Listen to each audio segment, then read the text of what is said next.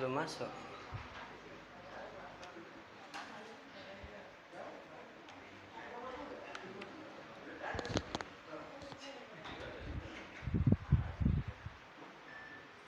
Nah. Bismillahirrahmanirrahim. Assalamualaikum warahmatullahi wabarakatuh. Alhamdulillahi rabbil alamin.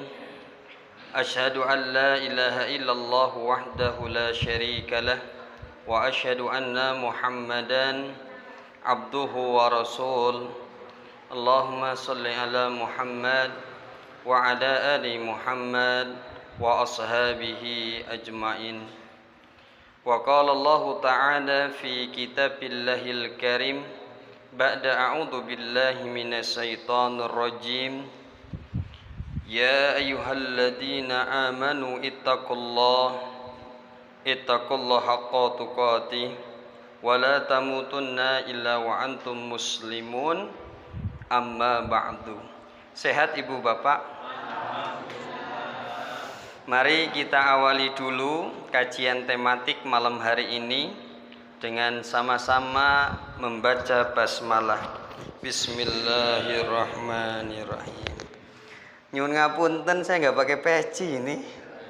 Tak cari di box motor korene. Ketinggalan di sekolah ternyata. Dan belum pakai baju koko ini ya. Lah tadi ada acara di sekolah, selesai ngajar jam 5, terus gaspol sampai Tegalrejo jam 6 kurang 5. Terus ke sini. Jadi belum mandi. Nah, ibu bapak yang insya Allah dirahmati oleh Allah, materi tema malam hari ini by request ya. Karena Sohibul Bait Panitia Masjid Hidayatul Islamiyah request tema tentang meneladani Nabi Muhammad Sallallahu Alaihi Wasallam. Kayaknya minta tema ini karena sebentar lagi tanggal 8 Oktober tanggal merah ini ya. Acara apa itu?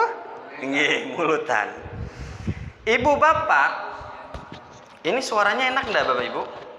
Mantul-mantul nggih. Nggih. Nyuwun ngapunten Ibu Bapak. Malam hari ini kita akan membahas tentang meneladani Nabi Muhammad sallallahu alaihi wasallam. Pak Dede, kenapa kita harus meneladani Nabi Muhammad? Ibu dan Bapak, Nabi Muhammad adalah nabi yang paling hebat di antara 25 nabi yang Allah kirimkan ke dunia ini. Kalau jenengan bandingkan Nabi Muhammad dengan nabi-nabi yang lain, tentulah nabi kita menjadi nabi banggaan karena nabi yang hebat. Kok bisa kayak gitu Pak Dede? Faktanya gimana? Yang pertama, Nabi Muhammad pantas kita tiru ibu dan bapak. Nabi Muhammad pantas kita contoh. Yang pertama, kita bandingkan antara Nabi Muhammad dengan Nabi Sulaiman. Nabi Sulaiman adalah nabi yang sangat kaya raya. Dia ini memiliki pasukan jin, bisa mengatur angin, sangat kaya raya. Doa yang dipanjatkan Nabi Sulaiman kepada Allah diabadikan dalam Quran surah An-Naml ayat 35. Qala rabbighfirli. Nabi Sulaiman berdoa, ya Allah, ampunilah dosa-dosaku. Wahabli mulkan la yambaghi li ahadin min ba'di. Ya Allah, berikanlah kepadaku kerajaan, kekayaan yang tidak ada satupun orang yang memilikinya setelah aku. Dan doa ini dikabulkan oleh Allah. Nabi Sulaiman menjadi seorang nabi plus seorang raja, Bapak Ibu. Nabi dan raja. Kaya raya. Coba jenengan bandingkan dengan nabi kita, Nabi Muhammad sallallahu alaihi wasallam. Nabi Muhammad pun pernah ditawari oleh Allah, ditawari menjadi raja, ditawari harta yang berlimpah ruah, Bapak Ibu. Di dalam hadis riwayat At-Tabrani, suatu hari Allah mengirimkan malaikat mendatangi Nabi Muhammad. Yang malaikat ini membawa pesan dari Allah. Apa pesannya? Ya Muhammad, innallaha azza wa jalla yukhayyiruka baina an takuna nabiyyan 'abdan aw nabiyyan malikan. Wahai Muhammad, Allah menawarkan kepada engkau dua pilihan. Yang pertama, apakah engkau menginginkan menjadi seorang nabi dan seorang hamba Allah, atau jenengan nabiyan malikan, atau ingin menjadi seorang nabi dan seorang raja sebagaimana Nabi Sulaiman? Ketika diberikan tawaran ini, faltafata Rasulullah sallallahu alaihi wasallam illa Jibril kal mustashir. Kemudian Nabi Muhammad melihat kepada Nabi Jibril untuk meminta saran kepada Nabi Jibril. Aku pilih yang mana? Ternyata malaikat Jibril ini memberikan isyarat, fa'auma'a ilaihi antawadha. Hai Muhammad, tanda ketawadhuanmu, pilihlah pilihan yang nomor 2. Kemudian ibu bapak yang insya Allah dirahmati oleh Allah subhanahu wa ta'ala, Nabi menjawab pertanyaan yang disampaikan malaikat yang diperintah oleh Allah mendatangi Nabi dengan berkata, bal nabiyan abdan. Hei malaikat, sampaikan kepada Allah, aku pilih menjadi seorang nabi dan menjadi seorang hamba saja. Masya Allah. Tanda ketawadhuan Nabi, ibu bapak.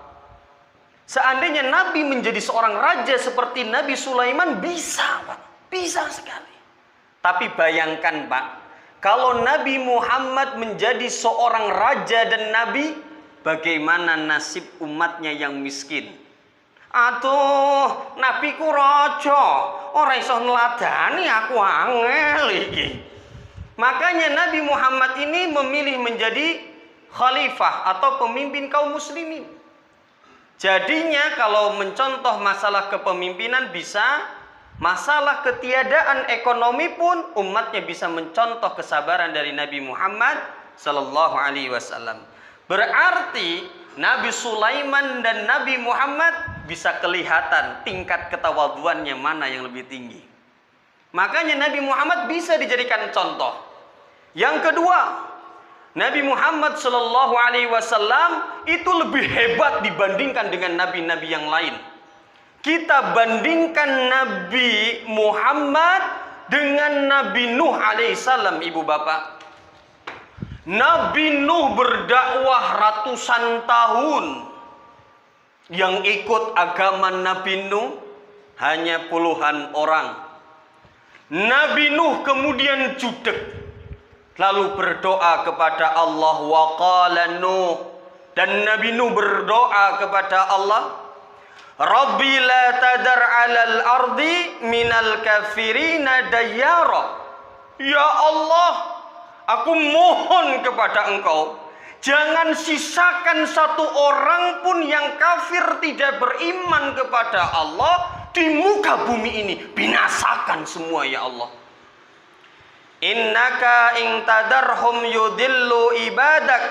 Kalau sampai ada yang tersisa, mereka akan menyesatkan hambamu yang soleh. Ya. Wala yalidhu illa fajiron kafara.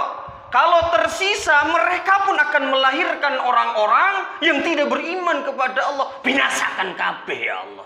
Ini Nabi Nuh. Coba lihat Nabi kita, Nabi Muhammad Sallallahu Alaihi Wasallam. Ingat Bapak Ibu, Nabi ketika dakwah di Mekah selama 13 tahun dibagi 2 periode. 3 tahun periode sembunyi-sembunyi, 10 tahun periode terang-terangan. Saat itu ketika Nabi Muhammad diboikot di Lembah Muthalib selama 3 tahun dibebaskan, kemudian disusul paman Nabi meninggal Abu Thalib, disusul istrinya Khadijah meninggal, maka Nabi Muhammad merasakan kesulitan yang berat sampai tahun itu dinamakan Amul Hazn, tahun duka cita. Kemudian Nabi Muhammad berinisiatif untuk hijrah ke kota Taif. Harapannya orang-orang Taif menerima dakwah Nabi. Ternyata sebaliknya. Nabi malah dilempari sampai berdarah-darah.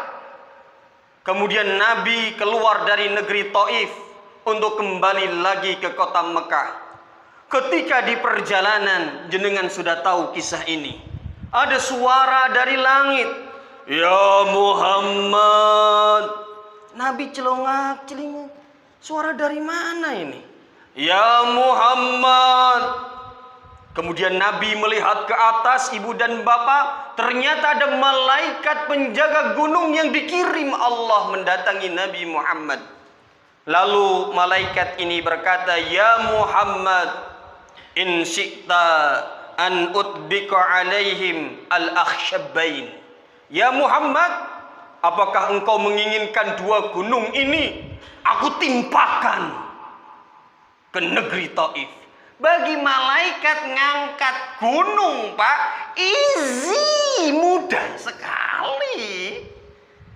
Tahu negeri Sodom, negerinya Nabi Lut, itu dibalikkan oleh malaikat Jibril dengan ujung sayapnya. Malaikat Jibril memiliki 300 pasang sayap, yang kalau satu sayap dibentangkan antara timur dan barat tertutup kabeh, Pak. Negerinya Nabi Lut homoseksual dicongkel oleh ujung sayapnya malaikat Jibril, dinaikkan ke atas dalam kitab Al-Bidayah wa Nihayah dan dibalikkan. Makanya malaikat cuma mengangkat 2 gunung kecil sekali. Ya Muhammad, mau aku timpakan 2 gunung ini? Apa jawaban Nabi? Bal arju an yukhrijallah min aslabihim. Jangan. Aku berharap semoga di waktu yang akan datang penduduk negeri Taif akan melahirkan anak keturunan yang mereka ini man ya'budullaha wahdahu la yusriku bihi syai'an, yang mereka hanya menyembah kepada Allah Subhanahu wa taala. Bayangkan, Pak. Coba jenengan bandingkan dengan Nabi Nuh. Nabi Nuh didatengin malaikat, gimana Nuh kalau 2 gunung ini aku timpakan ke negeri Taif? Masuk ya. Tapi Nabi Muhammad sabarnya luar biasa. Bahkan Nabi Muhammad dibandingkan dengan Nabi Yunus, Bapak Ibu. Nabi Yunus itu berdakwah di negeri Ninawa yang penduduknya semuanya menyembah berhala. Nabi Yunus yo judek sampai diabadikan dalam Quran surah Al-Qalam ayat 48 sampai 50. Apa isinya? Fasbir li hukmi rabbika. Ya Muhammad, bersabarlah kamu dalam berdakwah menyampaikan tauhid ini kepada umatmu. Wala tangkung kasahibil hud. Janganlah kamu seperti sahabatmu yang dimakan oleh ikan besar. Idnada wa huwa maqdum. Gara-gara Yunus ini meninggalkan umatnya dengan emosi dan amarah. Jangan seperti itu wahai Muhammad. Bayangkan. Makanya Nabi Muhammad itu pantas jadi contoh, Bapak Ibu. Karena kesabarannya mengalahkan kesabaran para nabi yang lain. Bisa diterima Bapak Ibu? Kenapa Nabi Muhammad bisa jadi suri toladan? Coba bandingkan Nabi Muhammad kesabarannya dengan Nabi Ayub yang diuji oleh penyakit. Saya kok pengen minum ya Pak? Boleh ya? Tadi habis ngisi dari maghrib sampai isya gitu loh. Bismillah. Kita bandingkan Nabi Muhammad dengan Nabi Ayub. Sabar mana Pak? Menghadapi istrinya. Nah ini penting buat bapak-bapak yang hadir ini ya. Belajar menghadapi istri kayak Nabi Muhammad Sallallahu Alaihi Wasallam. Bahwasannya Nabi Ayub adalah nabi yang diuji oleh Allah dengan penyakit selama 18 tahun, ibu bapak. Penyakit yang menjijikkan. Yang pertama mengeluarkan bau yang busuk dan keluar belatung di badannya Nabi Ayub. Jadi Nabi Ayub diuji oleh Allah. Yang pertama, anaknya Nabi Ayub itu banyak. Ketika lagi makan bersama, tiba-tiba rumahnya runtuh. Kemudian anaknya tertimpa semua dan meninggal. Istri Nabi Ayub lebih dari satu. Semuanya pada cerai. Kecuali hanya tinggal satu orang yang bernama Layya binti Yakub. Semua bisnisnya Nabi Ayub ludes semua. Bangkrut semua. Kemudian Nabi Ayub pun diuji dengan penyakit yang menjijikan. Sehingga warga-warga kampungnya Nabi Ayub tidak suka kalau ada Nabi Ayub di kampungnya. Dan diusirlah Nabi Ayub keluar dari kampungnya. Nabi Ayub kemudian mendirikan tenda. Dan tidak bisa mencari pekerjaan mata pencaharian. Berarti yang mencari nafkah dan sebagai tulang punggung keluarga siapa ibu dan bapak? Istrinya ialah. Maka istrinya inilah yang mencari nafkah. Dia kerja di sebuah pabrik roti.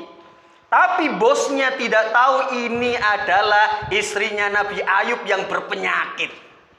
Suatu hari rahasia ini terbongkar. Kemudian bosnya ini memecat istrinya Ayub ini. Pergi kamu sini. Kamu kalau kerja di sini nanti rotiku nggak pada payu. Maka ialah ini kemudian dipecat hari itu dan bingung Pak. Belum dapat duit. Belum dapat makanan yang dibawa pulang. Dalam sebuah cerita, istrinya Nabi Ayub ini menjual rambutnya untuk ditukar dengan roti. Sehingga istrinya Nabi Ayub pulang ke rumah tidak seperti biasanya, telat Pak. Maka Ayub ini marah di rumah ibu bapak. Dan diabadikan dalam Quran surah Sad ayat 44. Wa khud biyadika diksan fadrib bihi. Hei Ayub, karena engkau sudah bernadar, maka ambillah segenggam rumput untuk memukul istrimu. Wala tahnat, janganlah engkau mengingkari janji nadarmu. Inna wajadnahu sabiron, engkau termasuk hambaku yang sabar.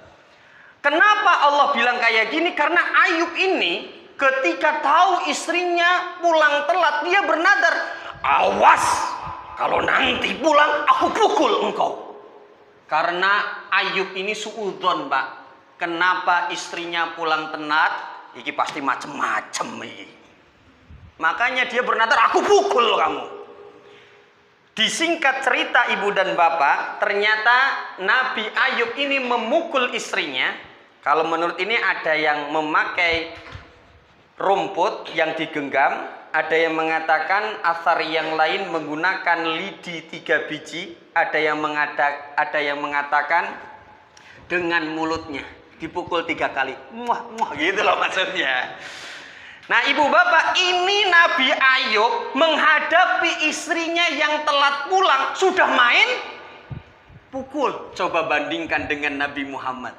Nabi Muhammad pun pernah berhadapan dengan istri-istrinya yang mereka pada demo minta kenaikan blonjo Bapak Ibu.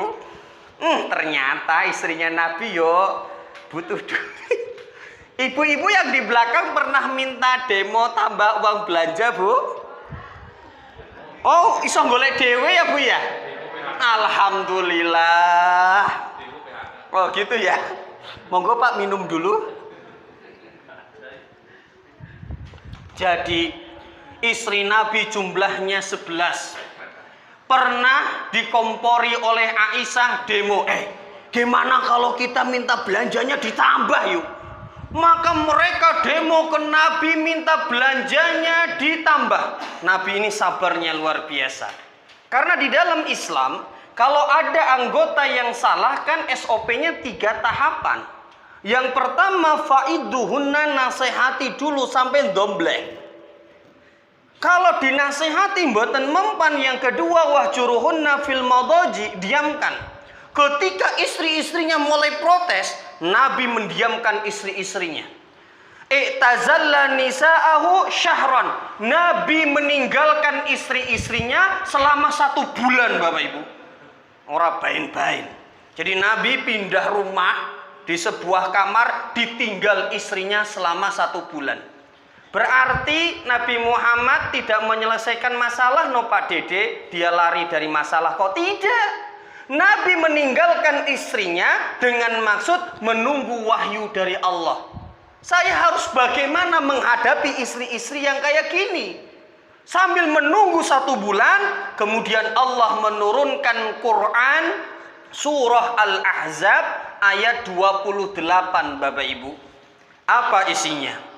Ya ayyuhan nabi, wahai Muhammad, kulli ajwajika, sampaikan kepada istri-istrimu, in kuntunna turidnal hayatad dunya, kalau mereka menginginkan bermewah-mewahan, bermegah-megahan di dunia, wazinataha, dan mereka menginginkan perhiasan-perhiasan harta-harta dunia, fata'allina umatti'kunna wa usarrihkunna sarahan jamilan, sampaikan kepada mereka, panggil semua, berikan apa yang mereka tuntut, kasihkan apa yang mereka minta. Setelah engkau beri, ceraikan mereka semuanya.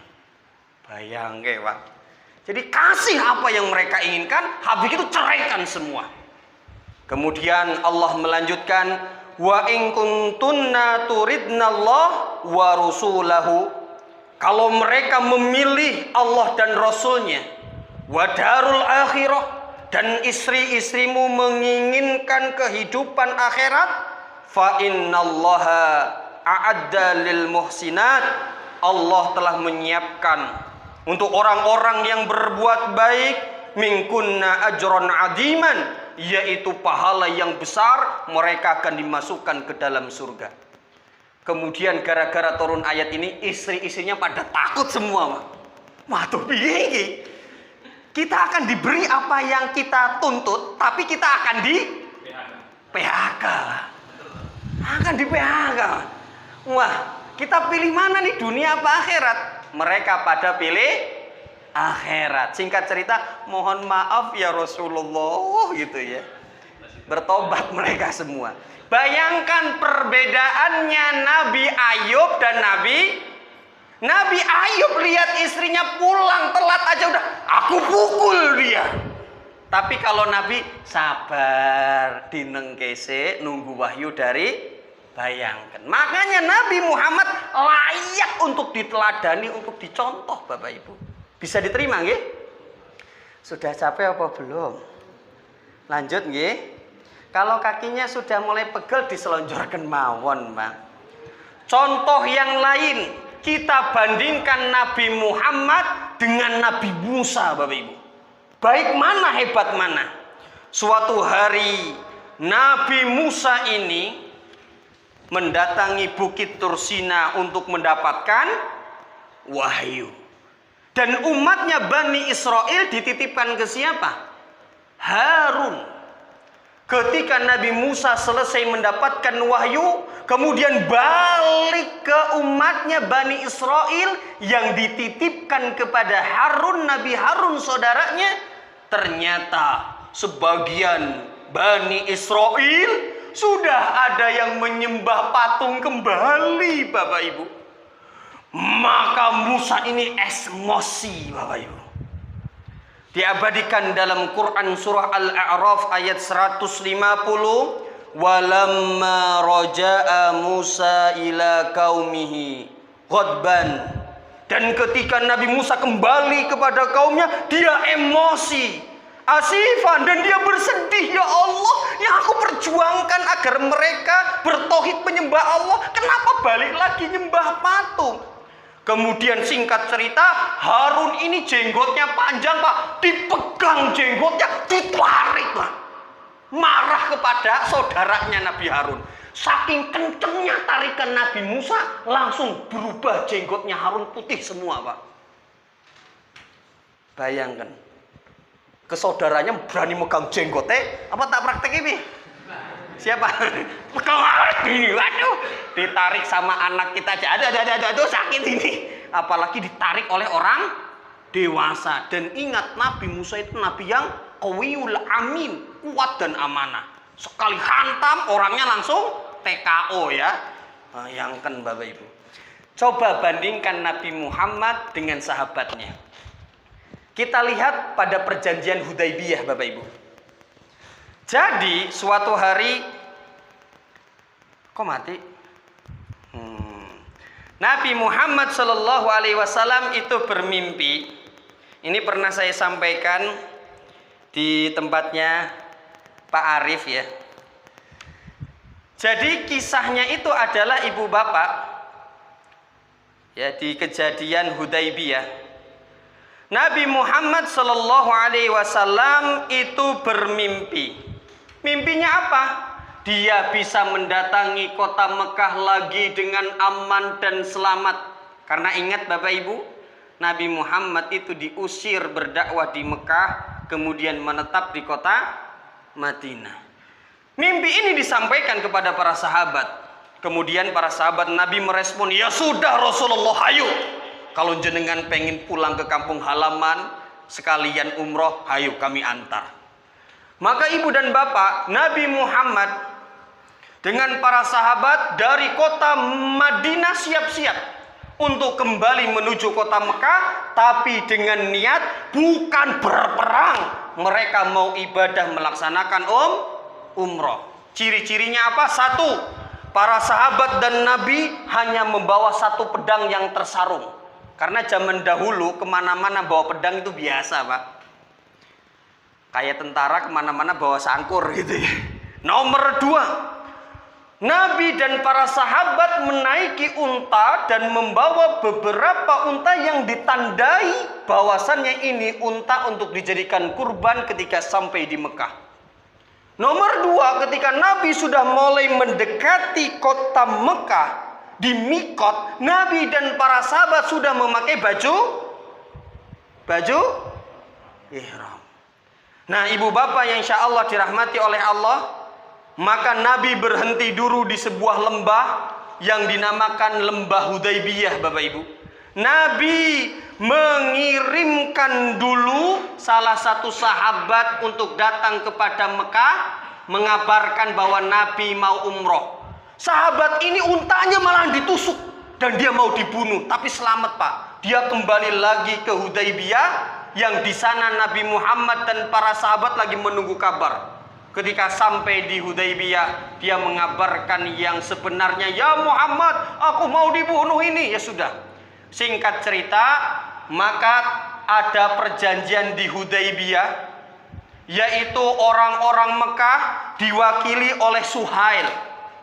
Suhail ini memberikan beberapa kesepakatan. Inilah kesepakatannya ibu bapak. Yang pertama, antara kubu Nabi Muhammad dan orang kafir Quraisy, gencatan senjata, tidak akan perang selama 10 tahun. Yang kedua, setiap orang bebas ikut kelompok mana, ikut Nabi di Madinah boleh, ikut kelompok orang kafir Quraisy di Mekah boleh. Isi yang nomor 3, kalau ada orang Quraisy yang bergabung dengan kubunya Nabi tanpa sepengetahuan dan izin walinya, orang ini harus dikembalikan ke Mekah.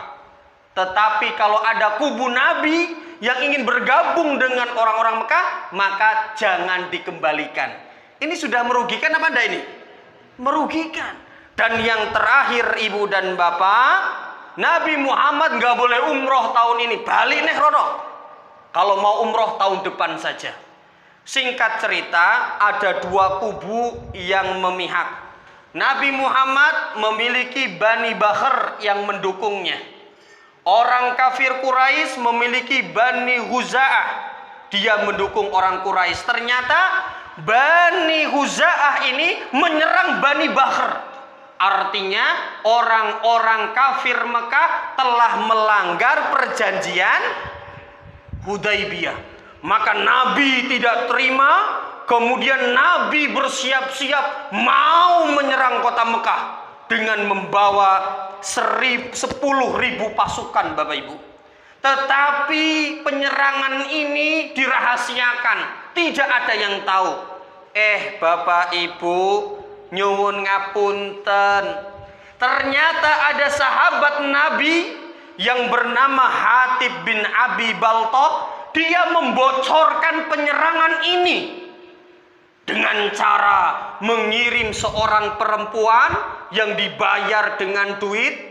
Maka perempuan ini sembunyi-sembunyi naik kuda kemudian menuju kota Mekah untuk mengabarkan kepada saudaranya Hatib bin Abi Baltah yang masih tinggal di Mekah.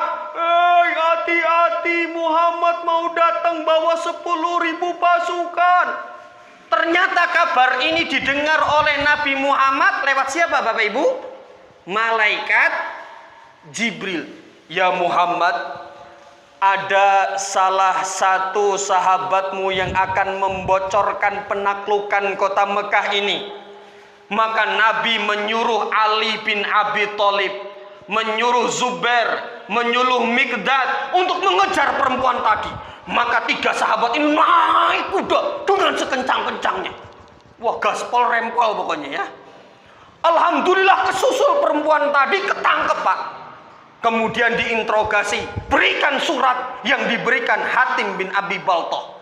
Maka perempuan ini, saya tidak bawa suratnya, lalu diancam. Kalau engkau tidak berikan, aku telanjangi engkau. Maka suratnya ternyata disembunyikan di rambutnya, Bapak Ibu. Wah, langsung dibawa, datanglah ke Madinah lagi. Lalu Umar, jenengan tahu kan karakternya Umar? Ngojo macem-macem ya, setan aja takut. Umar langsung peteteng, ya Rasulullah, Hatib bin Abi Baltah ini akan saya penggal dia. Apa kata Nabi? Jangan wahai Umar. Hatib bin Abi Baltah ini termasuk sahabat Nabi yang ikut perang Badar. Sahabat yang ikut perang Badar memiliki kedudukan istimewa, dosanya sudah diampuni. Singkat cerita, Hatib bin Abi Baltah tidak diapa-apakan. Sama tidak dengan Nabi Musa dengan Harun? Beda apa sama? Beda. Nabi Musa begitu marah, sedangkan Nabi Muhammad sabarnya luar biasa. Bisa diterima Bapak Ibu?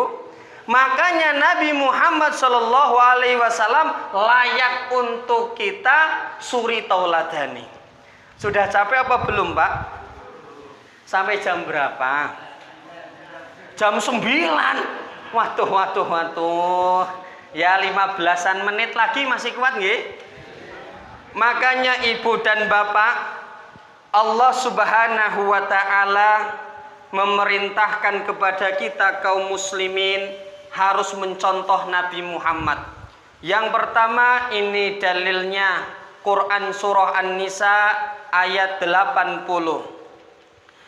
Mayyuti'ir rasul faqad ata Allah.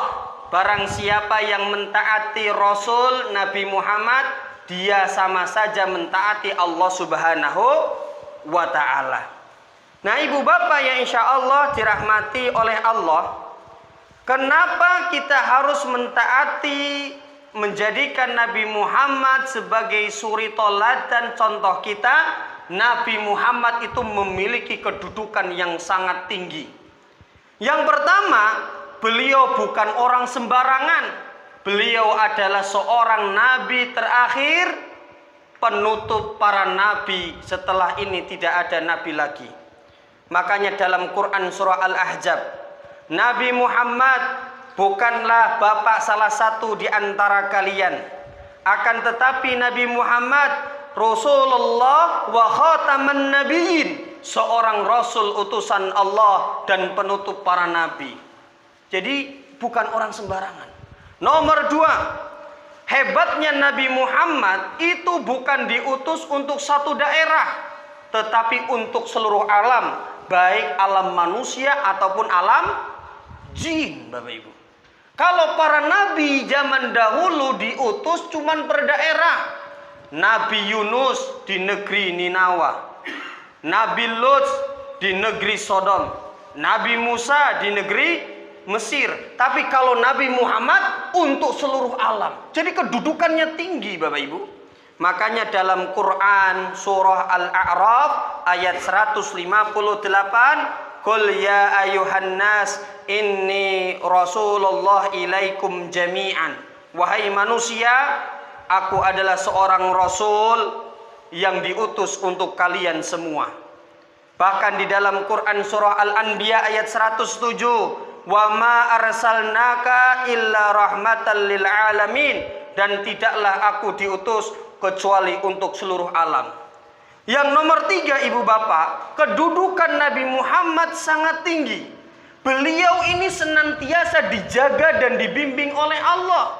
Makanya kalau ada orang yang meragukan isi Al-Quran, sungguh dia memiliki pemikiran yang keliru. Karena Allah bilang dalam Quran surah Al-Hijr ayat 9, inna nahnu nazzalna dzikra wa inna lahu lahafidun. Dan akulah yang menurunkan Al-Quran, aku Allah, dan akulah yang menjaganya. Dan Allah turunkan Al-Quran ini kepada Nabi Muhammad, dan Nabi Muhammad dijaga oleh Allah Subhanahu wa Ta'ala. Nomor 4, dengan adanya Nabi Muhammad, maka umatnya tidak akan dibinasakan oleh Allah Subhanahu wa Ta'ala sebagaimana umat-umatnya Nabi lain, Bapak Ibu. Perhatikan Quran surah Al-Anfal. Wa ma kana Allah liyu'adzibahum, dan Allah tidak akan memberikan azab kepada kalian. Wa anta fihim, selama di sana ada nabi kita Nabi Muhammad sallallahu alaihi wasallam. Yang nomor 2, Ibu Bapak, yang nomor 5, akhlaknya Nabi yang memuji bukan hanya manusia, tetapi Allah pun benar-benar memuji akhlak beliau. Kata Allah dalam Quran surah Al-Qalam, wa innaka la'ala khuluqin azim, dan sungguh ya Muhammad, engkau adalah orang yang memiliki akhlak yang mulia. Dan kita wajib bersyukur menjadi umatnya Nabi Muhammad, Bapak Ibu. Jenengan harus senang. Kenapa? Nahnul akhirun al-awwaluna yaumal qiyamah. Kita umat terakhir, tetapi besok di akhirat sofer dan masuk surga duluan, Pak. Makanya Masya Allah wajib bersyukur. Kita sudah tahu semua, tidak ada yang bisa membuka pintu surga kecuali Nabi kita Nabi Muhammad Sallallahu Alaihi Wasallam. Saya pernah sampaikan, besok di akhirat orang-orang pengen masuk ke dalam surga tidak bisa buka. Mereka mendatangi Nabi Adam, ya Adam, tolong bukakan pintu surga ini. Kata Adam, memang aku pernah tinggal di surga dulu, tapi sekarang mau masuk lagi nggak bisa.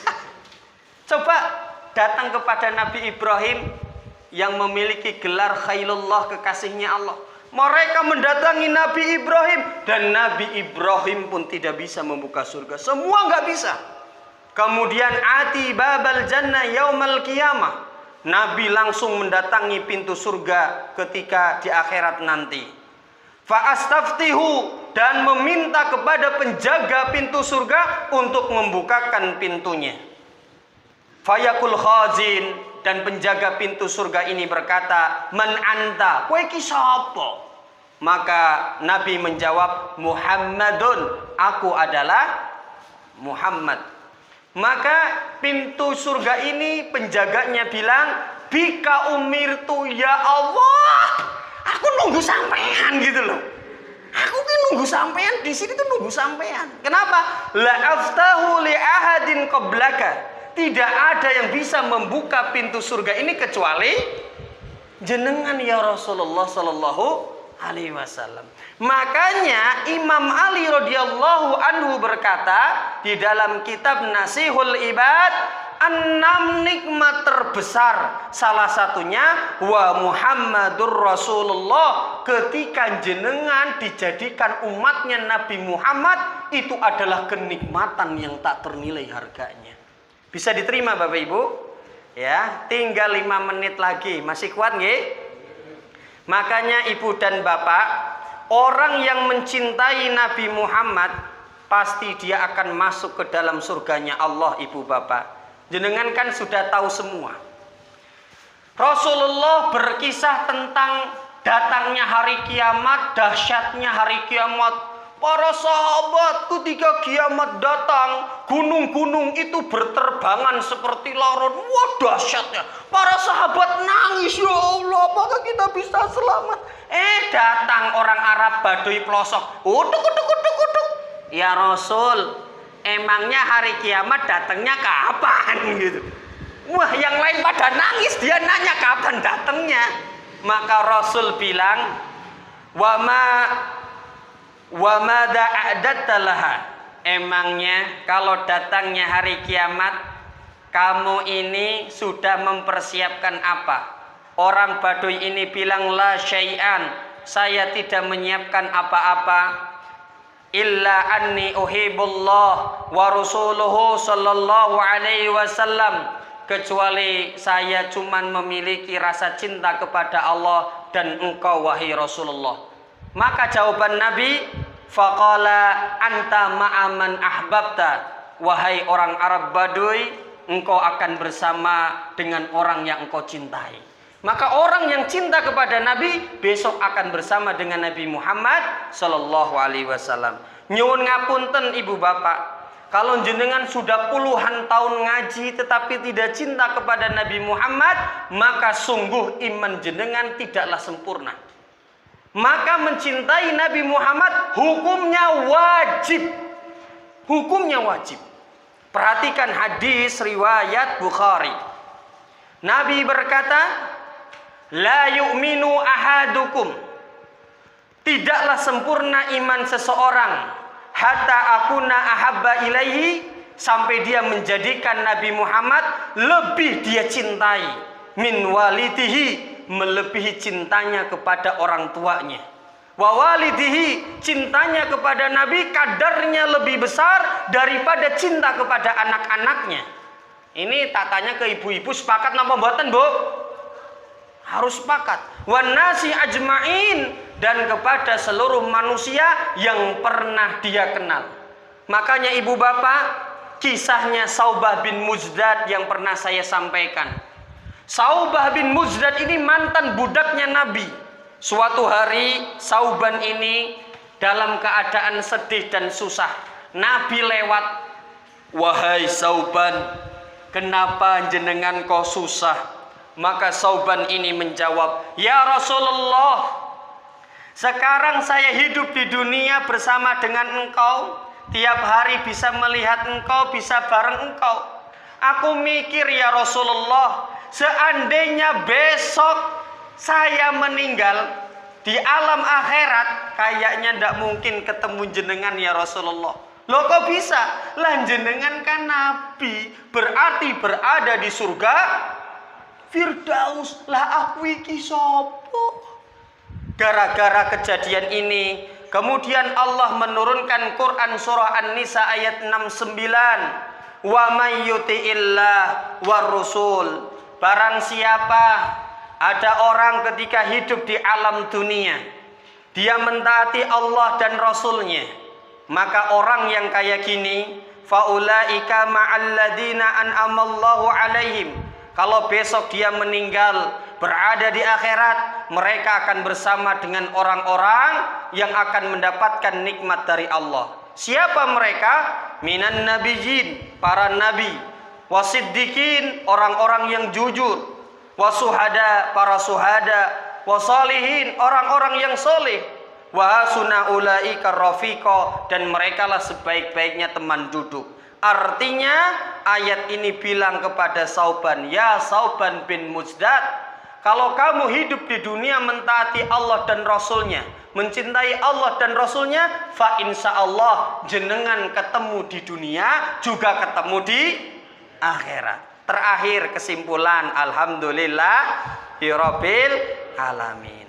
Terus Pak Dede, bagaimana wujud cintanya seorang muslim kepada Nabi Muhammad sallallahu alaihi wasallam? Yang pertama, kalau dia benar-benar mencintai Nabi, tandanya harus menerima dan meyakini ajaran Nabi Muhammad sallallahu alaihi wasallam. Termasuk, Bu, jenengan setuju napa mboten dengan ajaran syariat poligami? Bu, jawaban, Bu. Di dalam Al-Qur'an, masna wa thulatha war ruba. Nikahilah 2, 3 atau kalau tidak mampu cukup. Tapi jenengan sepakat napa mboten ajaran itu? Kalau jenengan tidak sepakat, maka hukumnya kafir loh Bapak Ibu. Saya tak jelaske. Itu nikahilah 2, 3 atau 4 itu hadis apa Al-Qur'an? Al-Qur'an. Kalau jenengan menolak Al-Qur'an, berarti kan menolak Allah. Maka para ulama sepakat orang yang menolak Al-Qur'an dihukumi. Ayo. Bu, jawabannya gini. Syariat poligami itu kayak syariat haji. Haji hukumnya wajib bagi yang sama, poligami juga. Jenengan harus percaya ridho dengan syariat poligami. Tapi nyun ngapunten, saya belum kuat iman, yang melaksanakan bagi yang sudah mampu dan kuat imannya saja. Gitu. Kok oke itu ya. Pokoknya bilang ke suami, bapak, abi, ayah, kalau mau poligami saya tidak akan melarang. Silahkan, syaratnya 3. 1, didik saya agar kuat iman dulu. Nomor 2, sing adil. Nomor 3, langkahi dulu mayatku. Gak jadi dong gitu ya. Nomor 2, ibu bapak, kalau jenengan benar-benar mencintai Nabi, ciri-cirinya jenengan menyampaikan sunnah-sunnah, mengajarkan sunnah-sunnahnya Nabi. Lendo nema mbok pakai tangan kanan sambil duduk toyo. Oh iya. Jangan lupa kalau mau tidur seblek dulu tempat tidurnya, baca basmalah biar kalau ada jinnya pada pergi. Nah, itu mengajarkan sunnah di keluarga. Itu tandanya jenengan cinta kepada Nabi Muhammad sallallahu alaihi wasallam. Nomor 3, ketika jenengan mendengarkan nama Nabi, maka otomatis jenengan mengucapkan Nabi Muhammad. Nah, itu menandakan cinta kita kepada beliau. Dan yang nomor 4, jenengan harus menjaga nama baik beliau, nama keluarganya, dan para sahabat. Dan orang Syiah itu, mereka tidak suka kepada para sahabatnya Nabi. Makanya saya kalau ngisi ceramah khutbah Jumat, pasti saya akan bilang, Allahumma sholli ala Muhammad wa ala ali Muhammad wa ashabihi ajma'in. Menandakan kita harus mencintai keluarganya, sahabatnya. Bisa diterima Bapak Ibu?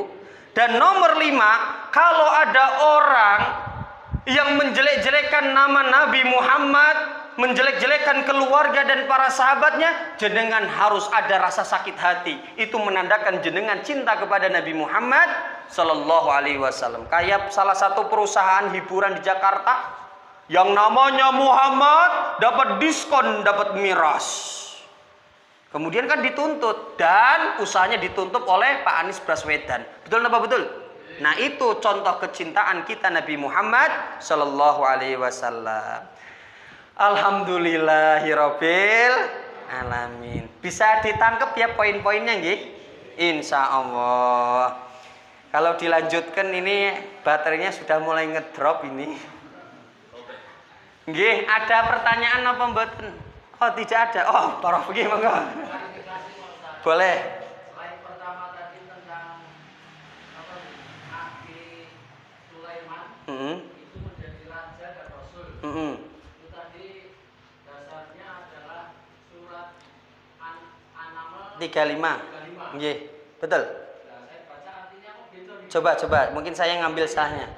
Dan sungguh aku akan mengirim utusan kepada mereka dengan membawa hadiah, dan aku akan menunggu apa yang akan dibawa kembali oleh para utusan itu. Nggih. Ini kayaknya saya nukilnya kurang lengkap.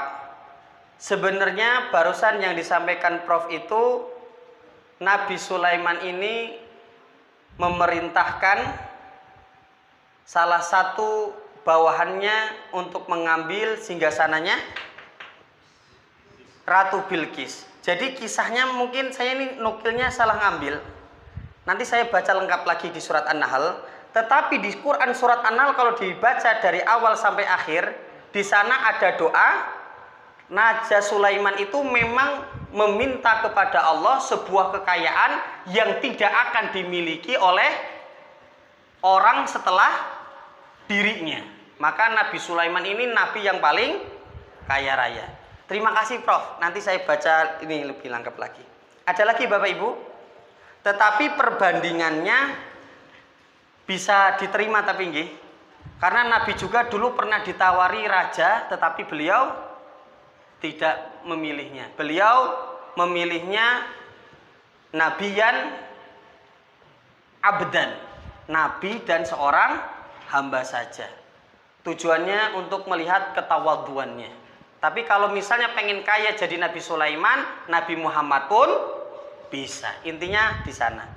Terima kasih Prof. Nanti saya koreksi lagi. Ada lagi Bapak Ibu?